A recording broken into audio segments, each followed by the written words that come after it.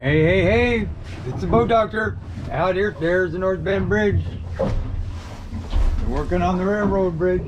Hey, it was beautiful out here. Gonna get the fog again tonight. Anyway, out here in 2024, I believe, 2050 stabicraft sport fish. Now, it doesn't come with the backdrop. That's an option. Sport fish is your base model. But look at the ton of room you get in this boat. It's awesome. I mean, this one's 75, 40 miles an hour plus. 16 tops is 16 miles to the gallon WOT, or wide open throttle. Say you're down at 7 miles tuna fishing, you're doing 1.9. So that's pretty damn good. Average probably about 7 to 8 at a cruise. I'd say about 7. Tie ride seats, right there, bolster seats. I got the Simrad, I set all that up. CO5, set that up. Set your trim assist up as well, right here. Got your Maxwell, that works good. All your lights work, I already checked this. They do have to get power to these. There's no power to go into them. Grab rail, all the way here, cushions. They really made this nice. Got a lot of storage up in there. They classed it up a lot. Wiper, sliding windows, grab handles, wash down works fine. That's this one right here. But look at this, look at all this room, and look, when I'm walking here, the boat don't lean. Look at that, isn't that amazing? They do have to raise the motor up to the 3rd hole.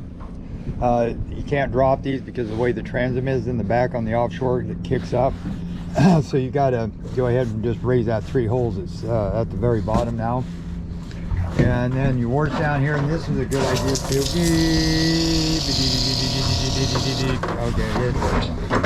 Okay, anyway, to put these in here, that's kind of cool. So you can mount like seats on there, you can mount rod storage on there, you can do a lot of different things, because those are chambers, so you can't do that after the fact. You have to have that done at the factory or step. Like say cup holders, rod holder goes out, one goes this angle, one goes this angle. Well thought of. Nicely done here with the non-skid on the side. So now we got the radio running right here, so we can hit the scan button.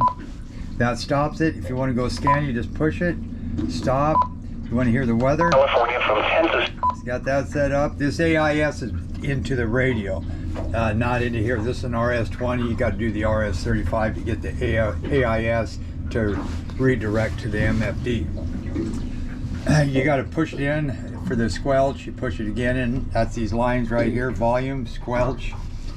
So they're pretty self-explanatory. Just push that, because I set it for dual watch, like weather watch on here. So then we're okay here. So then what you do is just push the power key here.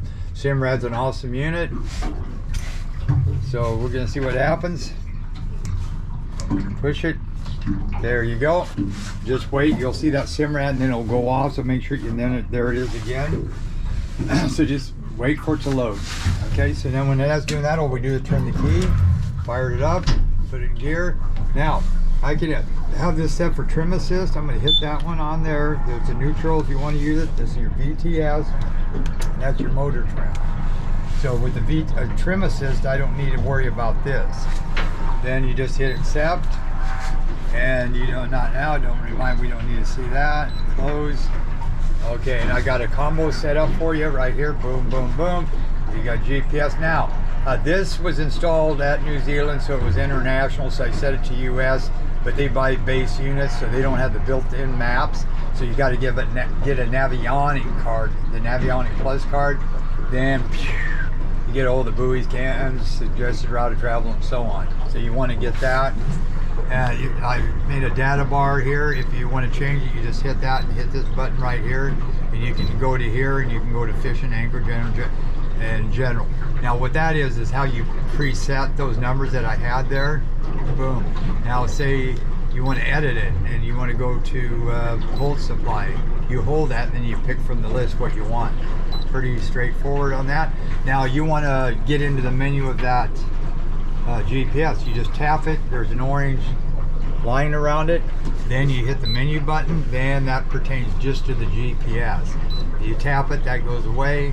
Tap that, now that pertains to that if you hit menu. Okay, so now say you want a size split. You hit the power key, you can use this QWERTY. See how I'm moving that? Highlight it. I can adjust the size split. Like right here with the cursor. See how I'm, and that's what I like down these with the soft touch with this pad on the side to see how I can move this. Boom, boom, back and forth. So if I wanted to, I don't need that. Let's go to here. Keep that, and then just hit save.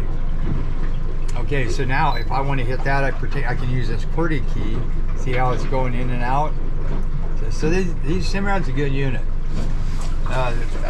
Garmin's my top, but then you know if you know what you're doing, that's when the Simrad and Lowrance comes in. Okay, so then again, if you can hit the power key, you don't want that instrument bar there, just hit that, it goes bye-bye. You want it, bring it back. You want to do your brightness, it's right there. You can put it on standby right there. And that makes it that true. So that screen doesn't get hot, you just tap it and it comes right back on again. And you can lock that lock thing so nobody can screw with you. It locks the screen up. Okay, so then you go to power, then you go over here to like, here's your waypoints, tracks, you X out of it, hit it again. You got tides, you want to see your tides, there you go, it's almost high tide, 116, 146, this is going to be slack. And you can change the date on that, and I'll go through that when they come down here to buy it. I don't know if it's sold or not, but it's a hell of a good boat. Alarms, vessel, again, you won't get the AIS because that's an RS20. And then you go into here. That's your weather alert. See how they kicked off? That was because I set it for dual watch. Hello, Mr. Seal. And then you can just hit the accent. Gold Beach. It was sunny, 54 degrees with winds northwest at 8 miles an hour. And I'll turn that down. Trip intel, history, today, and it tells you all about it, where you went, and today, speed, 43 miles an hour max, average was 10. This broadcast originates from the go out of that, X out, and menu again. Sun, moon, you can change, see when the next full moon is, if you go into that. So then your individual tile, GPS, and you got your sonar.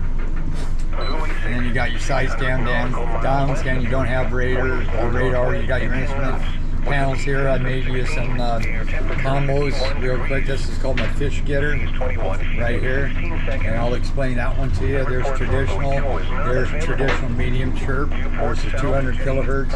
Plus I got this with the fish symbol and the bottom color lock. And with some TVG change. So this is a good one. You look at that, then you look there, and then you look over here, tells you if they're on the right hand side right now. You got bait 20 feet, that's right at 20 feet. Then you go here, get out here, go into that. See, so this is one most of them use GPS and sonar. Okay. Now let's get the running part. Now we're in gear, we're on trim assist, so we're going to hit it. Now this is pretty quick, and like I say, they need to raise the motor because this is what happens. See that water?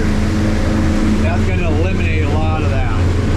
Now watch this here. I'm just going to give it throttle without trimming.